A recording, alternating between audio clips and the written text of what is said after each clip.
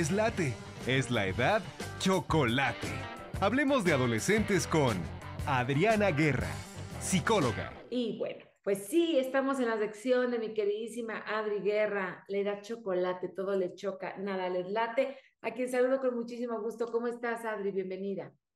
Muy contenta de platicar hoy de este tema que seguimos ahondando más en la vida de los adolescentes. Exactamente. Y hoy vamos a hablar de mitos de la adolescencia, Adri.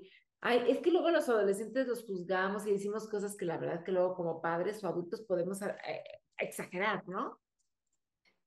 Absolutamente, y como hemos platicado muchas veces en esta sección, se nos olvida que también pasamos por ahí. Ajá, exactamente. ¿Cuáles serían entre los mitos más comunes que podemos decir de un adolescente? A mí se me ocurre alguno por ahí, pero a ver, empieza tú.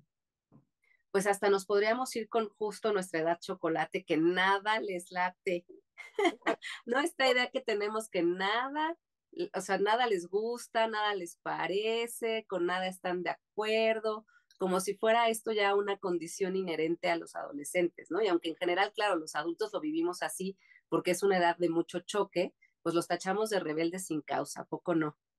Exactamente, todo le choca, nada les late, así les decimos, o aborrecentes les llegamos a decir también, todo aborrecen. Y pues no, yo creo que sí disfrutan ciertas cosas, por ejemplo, los amigos, ¿no? Creo que eso es algo que nos pasa mucho, ¿no? Como adultos nos damos cuenta que en la vida social los adolescentes parecen otros. Incluso luego por ahí los papás hasta lo dicen, ¿no? No, conmigo monosílabo, no platica, interrogatorio, pero nada más está con los amigos y el relajo, como que es el más abierto. Entonces, ¿qué pasa en estas situaciones? Que nosotros como adultos, pues tenemos una relación completamente distinta con el adolescente y estamos esperando en gran medida que nos responda con nuestras expectativas. Cuando el adolescente, pues está construyendo apenas sus formas, volvemos al punto de la identidad, está aprendiendo a medir este nuevo mundo de independencia que por un lado nosotros exigimos, pero por otro lado también todavía no estamos tan seguros de dejarlos tan sueltos. Entonces parece rebeldía y que todo les choca cada vez que quieren cuestionarnos y cada vez que quieren entender algo porque no tienen todavía las herramientas para comunicarse asertivamente. Sí, por supuesto. Pues bueno, ese es uno. Otra que me viene por acá es que dice que van por mal camino por culpa de las amistades. A veces la mala influencia puede ser nuestro hijo, ¿no? Ese es un gran mito, las malas influencias que hay que tener lejos, ¿no? Cuidarlos de las amistades. La realidad es que hay un punto aquí que también como adultos a veces perdemos de vista. Una cuestión es la seguridad y que de eso también hemos platicado, lo que es el riesgo y la seguridad no son negociables, ¿no? Todo lo que te ponga en riesgo definitivamente no es negociable. Sin embargo, a la hora que hablamos de las influencias o las malas influencias, como se dice por ahí, olvidamos también esta capacidad de criterio y de toma de decisiones, que como adultos es lo que hay que trabajar con el adolescente. ¿Cómo estás tomando estas decisiones? ¿A partir de qué bases? No necesariamente porque haya una influencia externa de alguien que sea a lo mejor, vamos a decir, más aventado, ¿no? Que los invite a hacer otro tipo de actividades o otro tipo de cuestiones, a lo mejor que como familia no teníamos contempladas, quiere decir que sea una mala influencia. Más bien ahí hay que ayudarlos a medir riesgos y a tomar decisiones, porque recordemos que están en una etapa de desarrollo en la que todavía no tienen la capacidad completamente desarrollada para ver esta cuestión de las consecuencias, para pensar antes de actuar tal cual como les decimos. Es el juicio, la parte del juicio también no la tienen desarrollada, entonces de repente actúan y luego piensan que esa es la parte. Otra cosa que fíjate que en estas generaciones, Adri, se dice mucho es sobre son de papel, generación de mazapán, por lo frágil, piel delgada. Se les acusa mucho de eso y a veces nos han dado ejemplo de fortaleza, ¿no? Nos han enseñado a cómo salir de la adversidad. Una de las características también que tienen los adolescentes es la flexibilidad. Aunque de repente nos pareciera que son muy rígidos, realmente el mundo adulto es mucho más rígido que el del adolescente. Lo que pasa es que nosotros estamos esperando que ellos de buenas a primeras puedan entender estos límites y tener una lógica como la nuestra, cuando en realidad volvemos al punto en el que están aprendiendo a desarrollarse dentro de estos nuevos límites que están cambiando y también esta capacidad de flexibilizarse les permite demostrarnos estas fortalezas de las que hablas, pero sí tenemos que estar muy claros en que necesitan acompañamiento, porque al final estas, ¿no? Estas expresiones de la generación de cristal que pareciera que todo es responsabilidad de ellos, pues es resultado del manejo que hemos dado como sociedad y como adultos, que somos quienes damos ese parámetro. Entonces, sí es importante detectar si notamos estas características en particular en algún adolescente, pues buscarle un poquito más allá, ver qué es lo que está pasando, si realmente notamos esta como fragilidad emocional, darles herramientas para manejar las cosas desde un lugar como más fortalecido. Ajá. Oye, es que estás, fíjate, no había pensado en mitos y cada vez que hablas pienso en otro mito o realidad, no lo sé, pero yo creo que este sí es un mito de que dice, mi hijo me odia, no me soporta. A ver, ¿qué hay con eso? ¿No? No les importa lo que digan sus papás, pero si viene otra persona y se los dice, entonces sí lo toman en cuenta, no se odian. Pero además me odia, dices, me odia. Ajá. Sí. Y por ahí también lo dicen, ¿no? Adolescente que no odia a sus papás no es adolescente. La realidad es que en esta circunstancia los adolescentes sí están buscando la aceptación de sus padres, sí están buscando la manera de ser reconocidos y sobre todo en este sentido de reconocidos por quiénes son, por qué les gusta, por lo que ellos están empezando a buscar, que es una de las principales diferencias entre los papás y los adolescentes.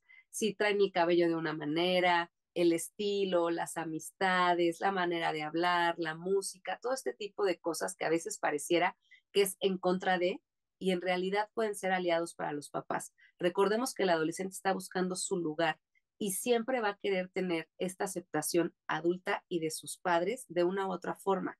Lo que pasa es que es un periodo en el que se va a diferenciar y tiene que haber de alguna forma esta separación de la vida eh, en familia como lo era antes, para crear esta ruptura de la infancia y dar paso a lo que poco a poco se va a convertir a la independencia.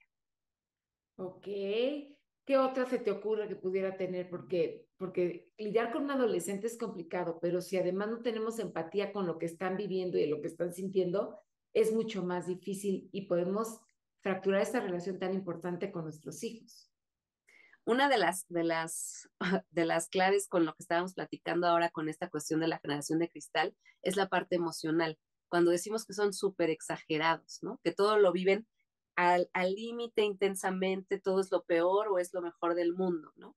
Y también Pero, lo que pasa acá, pero sí, sí, a veces sí, son muy un grano y dice, no quiero ir a la fiesta, mamá, me veo horrible, ¿no? O sea, sí también como que exageran ciertas cosas.